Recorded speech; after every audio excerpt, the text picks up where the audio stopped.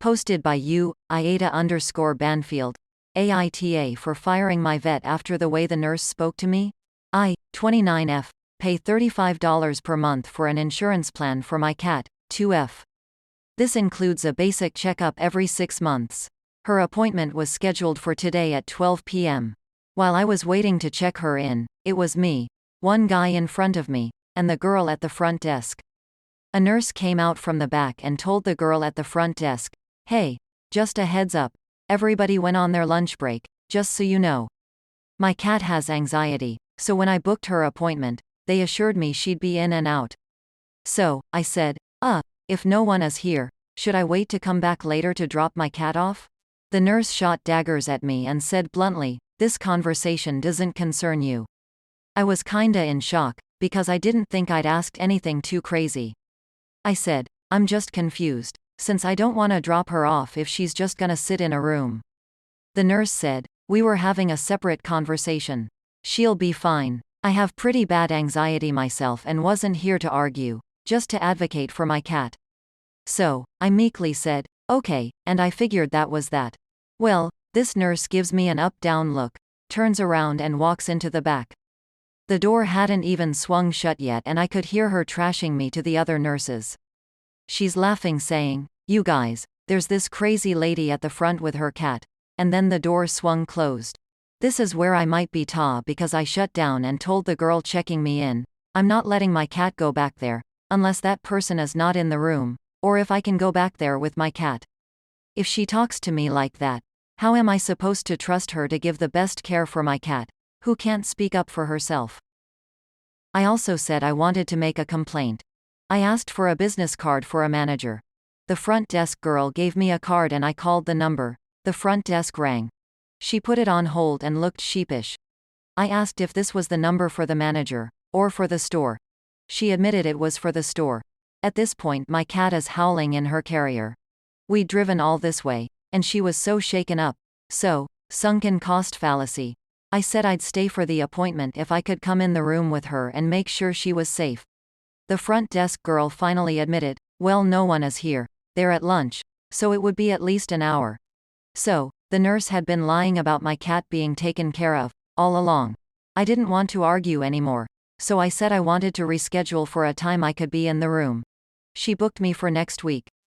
Afterwards, I called my mom, and she told me I definitely shouldn't go back, but I also shouldn't have threatened to make a complaint to the manager and be a Karen. So, I'm planning to call back this week and cancel my appointment and my insurance and take my business elsewhere. I think I was sticking up for my baby, but I could just be a crazy cat lady causing issues when I could have just left. So AITA. Now on to some comments before the small edit. Posted by California Jade. Listen to your mom about not going back, but in addition to making a complaint, also write a review. Let other people know about their supposed business model of laughing and lying to their customers. NTA. This is a definition I found. You do not fit this definition term for an obnoxious, angry, entitled, and often racist middle-aged white woman who uses her privilege to get her way or police other people's behaviors. OP responded with, "Thank you." John Savage 777 responded with, "Yup. They declined your offer to deal with this privately, with the manager.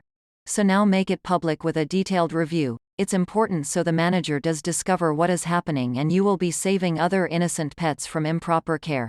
Beagle Mom 2008 responded with, jumping on the top post to say, "If your vet is a chain that you are paying for a wellness plan, it sounds like you might be going to a Banfield based on your description.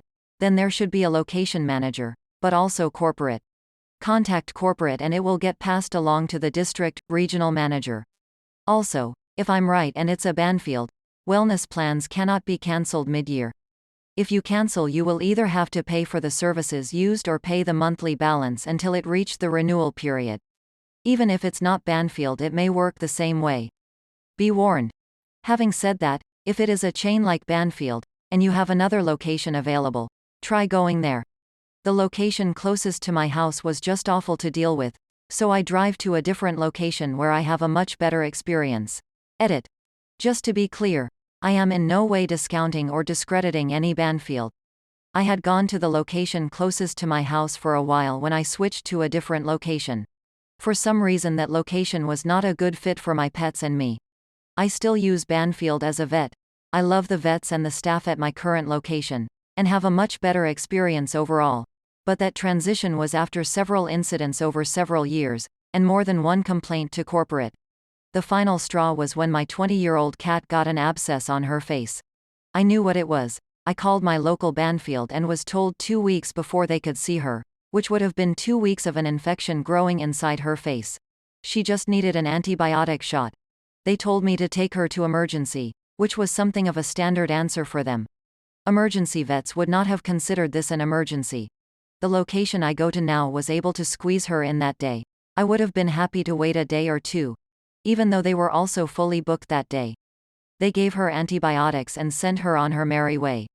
The abscess was gone in a day or two. Now on to the small edit. Whoa, this blew up. Thank you to everyone for your supportive comments about my kitty. An extra thank you to everyone sharing personal stories and pointed advice. I will not be going back to Banfield, ever, and I will lodge a complaint with corporate on Monday. I will try to respond to comments with specific questions if I can.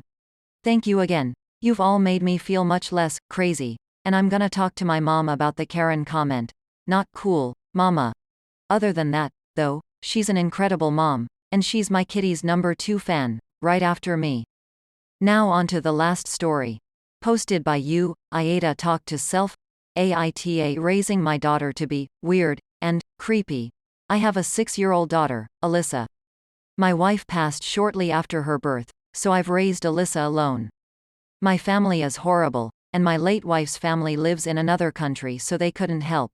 For context, I have Asperger's, and, I think from it, a habit of thinking aloud. I tend to kinda commentate and or talk to myself. Verbalizing my thoughts, repetition, and rhythm help me think and remember. I find it especially helps at work.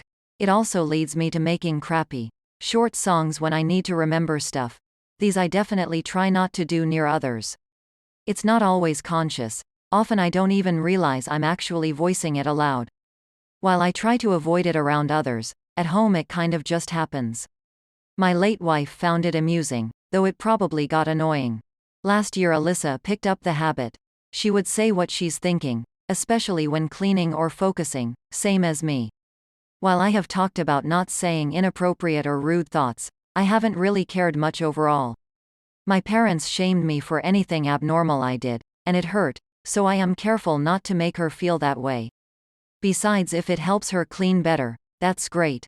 My wife's sister, Tana, moved about half an hour away last month. I never expected it, but Tana's husband got a great opportunity, and they've both wanted to move from home.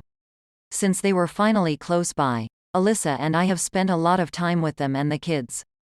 Tana has commented a few times if I or Alyssa accidentally talk to myself, but I always laughed it off. The last straw was last week when Alyssa was helping me clean after a lunch. She basically talked herself through it. Tana got annoyed and basically told her it's weird and not to do it. Alyssa stopped but was upset. I told Alyssa she's fine and talked to Tana afterwards. She refused to accept that it's not a big deal and said I have to raise her properly. Apparently, it's weird and wrong, and basically, I'm a lazy father by ignoring it. My brother-in-law basically said that it's creepy and said that I'm setting Alyssa up for failure. I got upset and tried to explain that it's not such a big deal. We argued, and I kicked them out until they apologize for insulting Alyssa. I just don't get it. She doesn't think there's some imaginary man talking to her. At worst she imagines what I would answer, from what Alyssa has told me. But like saying, "Where has the plate gone?" Then, "Oh, there it is. Now where does it go to? In the drawer. There we go, it's away. Now what's next?" etc. as we clean. It doesn't matter in my opinion. But I definitely don't exactly have a normal perspective. In my life a few people have found it weird, but it's never really been a problem outside of home growing up. Is it an important issue I'm missing, or lead to something? I don't think I'm wrong, but Tana thinks I'm a massive for punishing her when she was just trying to help me. Thank you for visiting my channel. Please don't forget to like, comment and subscribe to my channel to get future notifications.